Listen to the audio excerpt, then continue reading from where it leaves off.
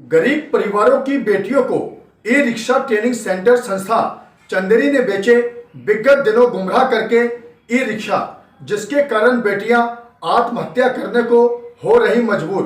चंदेरी में विगत दिनों महिलाओं को ई रिक्शा चलाने की ट्रेनिंग एक संस्था द्वारा दी गई थी और ट्रेनिंग के बाद गरीब महिलाओं को लालच देते हुए इस संस्था ने ई रिक्शा बेचे।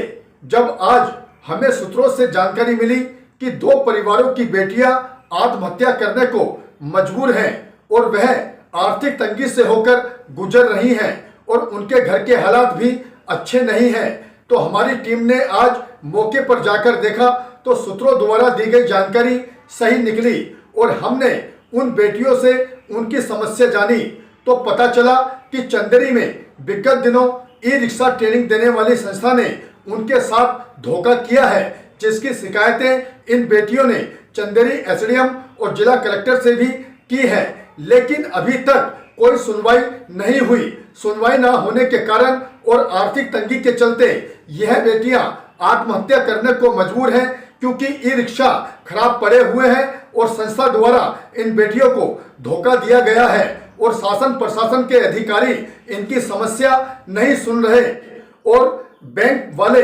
घर पर आकर उनके माता पिता को किस्तों के लिए परेशान कर रहे हैं, जिसके कारण यह बेटियां आत्महत्या करने को मजबूर हैं। आइए जरा सुनते हैं इन बेटियों से आखिर क्या है इनकी समस्या।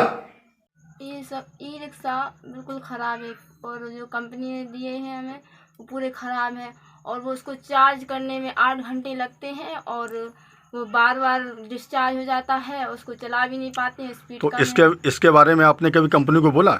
हाँ बोला है, कितनी बार बोला है, लेकिन कंपनी सुनती ही नहीं है। उसकी शिकायतें आपने कहीं और भी की हैं क्या कंपनी के सिवा? की है हमने शिकायत तो एसडीएम के पास भी गए थे हम कई बार, लेकिन एसडीएम ने सुना ही नहीं है और कलेक्टर ऑफिस भी गए तो वहाँ पे भी कुछ नहीं हुआ, कोई सुनवाई नहीं हुई आपकी। मनीषा माझी।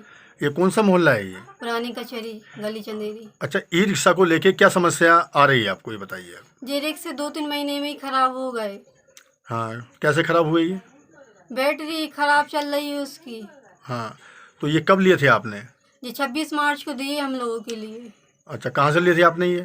जिन्होंने ट्रेनिंग दिलाई थी ना उन लोगों ने दिए ये रिक्शे हम लोगों के लिए। मतलब कहाँ ट्रेनिंग होती है आपकी? ये यदि कांच के मंदिर के पास। अच्छा, आप शुरू से बताएं कि कैसे कैसे पूरा मामला कैसा है इसका। हम लोगों के लिए इन लोगों ने 3 महीने की ट्रेनिंग दी। ठीक है। ट्रेनिंग से पहले कहने लगे कि वो शासन द्वारा संचालित योजना है ये। ठीक है। और उसमें बोलने लगे 0% ब्याज लगेगा। ठीक है। माफ भी हो जाएगा, 50% की छूट दी जाएगी। अच्छा। फिर वो ट्रेनिंग खत्म होने पे आई तो कहने लगे कि उससे क्या कहते हैं, अब वो शासन ने सब्सिडी बंद कर दी है। ठीक है। फिर हम लोगों ने रिक्शा लेने से इनकार कर दिया तो कहने लगे हम आपको सब्सिडी दिलाएंगे। ठीक है। और पहले बोलने लगे कि 80,000 का रिक्शा है और जब लोन पास होने को आ गया तो कहने लगे 1,94,000 का, और मैंने मना किया तो कहने लगे घर से 20-30 हज़ार रुपये देने पड़ेंगे, हम लोग तो गरीब लोग हैं तो कहाँ से देंगे, इसलिए हम इसमें फंस गए। तो शुरू में कितना पैसे जमा किया था इसका?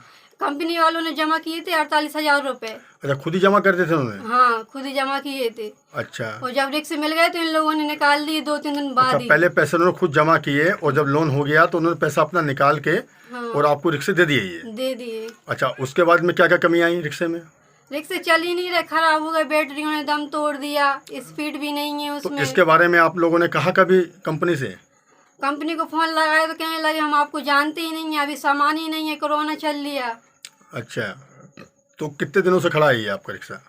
3-4 महीने से खड़ा है। 2-3 किस्तें हमने भरी हैं जब तक चला, 2-3 किस्तें हमारी डूब हो गई।